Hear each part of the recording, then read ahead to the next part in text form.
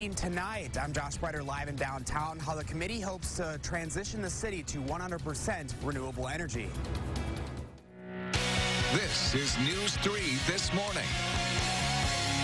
Good morning and welcome to News 3 This Morning. 5:31 now on this Monday, June 25th, and we are just soaking in an absolutely delightful sunrise this morning. A bit of an extension of that lovely weather we had this weekend. Take advantage because it might change in the coming days. Yeah. Hattie's going to have a check on your first alert forecast in just a second, but let's get you caught up on today's headlines first.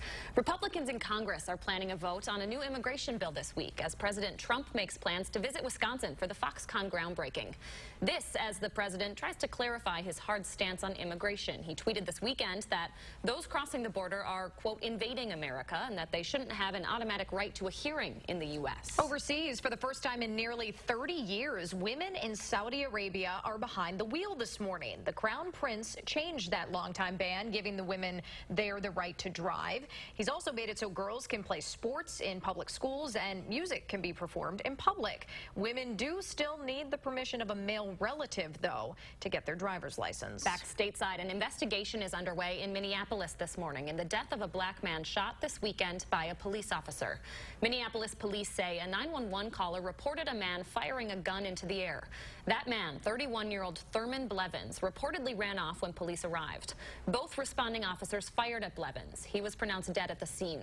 There is body camera video of that incident, though it is not yet public. And fire crews in Northern California are fighting multiple wildfires this morning, spanning from San Jose to the Oregon border. Authorities say those fires are out of control, already burning almost 8,000 acres. The fires have destroyed more than a dozen buildings, forced the evacuation of at least 3,000 people living there. Hattie, no rain in the forecast for that area this week, but a different story for us as we head into tonight and tomorrow, right? Yeah, we've barely had a chance to dry out here across southern Wisconsin. Pretty dry over the weekend, but more rain on the way for tonight and tomorrow. Beautiful sunrise, though. Here's the view from the Edgewater Sky Cam, looking out over Lake Mendota this morning. A nice quiet start to the day. Here are those clouds that we're seeing in those sunrise shots. No rain falling from the clouds right now, and our forecast is dry through the day today. Temperatures statewide, 55 in Stevens Point, 58 in Madison, 55 in Wausau, 60s though a little bit further to the west. Here's a look at your day planner temperatures. We're headed to a high of 78 degrees later on this afternoon with partly sunny skies.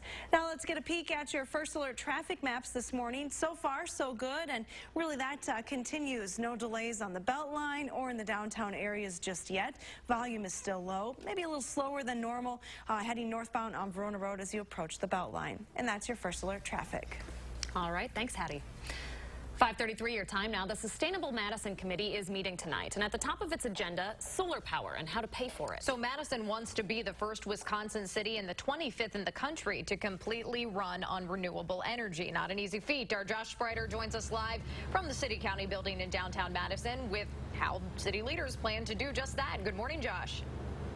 Good morning. The Sustainable Madison Committee has been working on this for a little bit more than a year now. It wants the city of Madison to achieve zero net carbon emission by working with the community to implement energy efficiency, renewable energy, and efficient transportation. The committee argues this process would be very valuable to the city, which approved the plan in 2017. Now they're working on a blueprint on how to achieve total sustainability. Among the plans, they'd install 40,000 solar panels, which would produce enough power for 2,500 Wisconsin households. They'd also establish 70 acres of pollinator-friendly habitat beneath the solar panels. The committee says the goal is cost-effective and would help support rural communities too, which could feed off Madison's energy-saving network. At the neighborhood level, there are some pilot projects out there, but really the opportunity for the community can be anything from solar on their own rooftop for residential, or there's a lot of community solar projects out there where, say, if you live in a multifamily unit or you have too much shading on your rooftop, you can still participate in the renewable energies.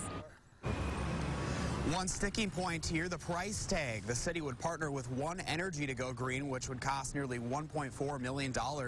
But the committee argues that this would be worth the investment, paying for itself and then some. They said it would catalyze nearly $20 million in clean energy investment in rural Wisconsin. Again, this meeting getting underway here at 4:30 tonight in room 357. The first part of that meeting is open to the public, guys. Certainly an interesting prospect, but a lot of work yet to be done. Josh Brighter reporting from downtown Madison. Thanks, Josh. Thanks, Josh.